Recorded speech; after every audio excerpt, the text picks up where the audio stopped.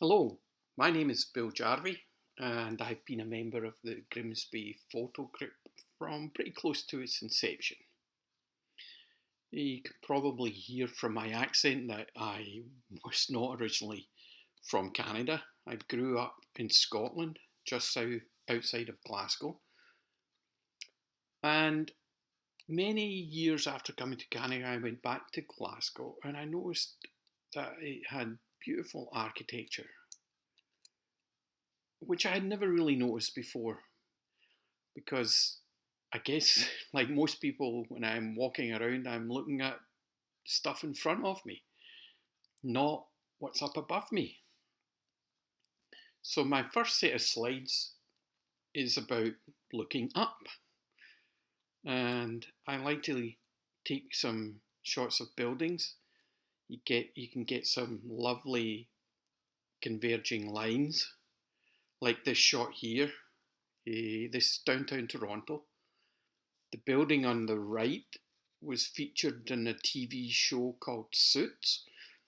And when I went here to take this photograph, I was in the courtyard between the two buildings, and a security guard came and told me that I couldn't take photographs there, which I thought was kind of strange because it felt like it was public place. And he said it was okay if I went back 10 feet on the sidewalk, I could take photographs from there. So I went back and took some photographs. So I actually, on this building, when I was still working, the company I worked for did all the structural steel skeleton for this building. So it was kind of nice to go and see the building completed. This next shot is inside a building, and what I liked about this shot was the symmetry of the supports. And I could have shot this in colour, but I don't think colour would have made any difference to the photograph. The whole photograph is just about the shapes and the geometry. The next slide, this was taken late in the day when the sun was getting very low, and the old building is almost totally in the shade, and the new building behind it is glistening in the sun. And I thought this made a real juxtaposition between the old and the new. So that's it for looking up. Next thing I'm going to talk about is some flower shots that I've taken. And for flowers, there's kind of two things basically I do is I look for nice patterns of the flowers themselves, or I would get to a position that you wouldn't normally maybe see the flowers in. And so for this shot here, which has got a shallow depth of field, I think the key to getting these shots right is to get the depth, the focus on the right part of the photograph. It would be like the part of the photograph that your eye would normally go to. So in this case, I've gotten the centre of of the main flower in focus. Sometimes you get flowers just by accident. Here I was just walking down the street and there was these beautiful tulips. The only thing I had on me was my phone. I didn't have my camera with me, so I got down really low on the ground and tried to fill up the whole foreground with the tulips, and also got the nice blossoms in the background. Now, a favourite subject of mine is automobiles. I guess, like all kids, you grow up playing with your cars, and I just like old cars, and I love going to car shows. And when I go there, I talk to all the owners about their cars, and I mean they're so happy to talk about their cars because they've spent hours and hours getting these cars done up and cleaned and sparkling. So I go around and see all the cars, and then once I've seen all the cars, then I'll go back and take some pictures. And usually, what I'm looking for are symmetrical photographs. So like this shot here, I'm right in the centre of the car, and the left and right are exactly the same. And the other thing I would like to do is get up close and just isolate some details. Or even sometimes there's just old cars lying around people's yards. This one I think is an old Volkswagen. It's all rusty, but I like the colours between the green and the blue in this one. Okay, the next set of slides are on reflections. And everyone does reflections. I really like the reflections. And I see if you have a nice calm lake with no ripples and you don't really have a main subject in your photograph, you can kind of get an abstract look to your pictures. And this picture here was, I think I got up about 4 o'clock in the morning to grab this picture. Because as the sun comes up, the wind always picks up a little bit, and then you get the ripples on the water. Now, if you do have a focus point, you still have the nice reflections, but now it's a more realistic view. This shot here is taken in Scotland when we were back on vacation a couple of years ago. One of my favourite spots there.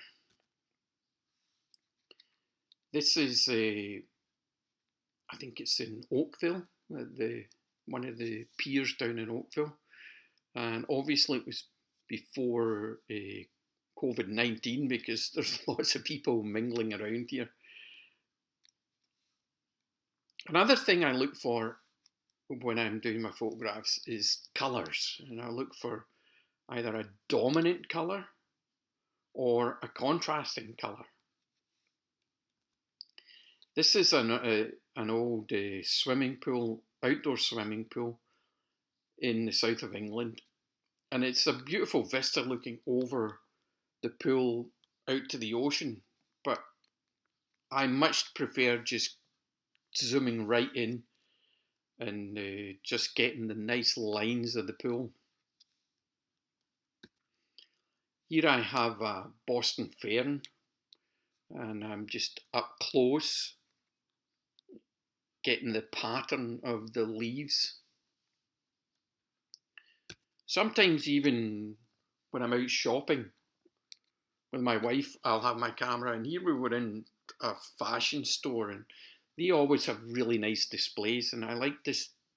The picture on the left is some little clutch bags with the zipper and the strap, and I thought that made a nice picture. And then the picture on the right, I zoomed right in on the strap of this bright orangey yellow handbag, and I loved the textures in this picture. Okay, moving on to people. Everyone has photographs of people, and all my friends know that if I'm around, they're probably going to get their picture taken, and because I always have my camera with me, and I will keep it out taking pictures, and they kind of forget that you got your picture and just go on with their day.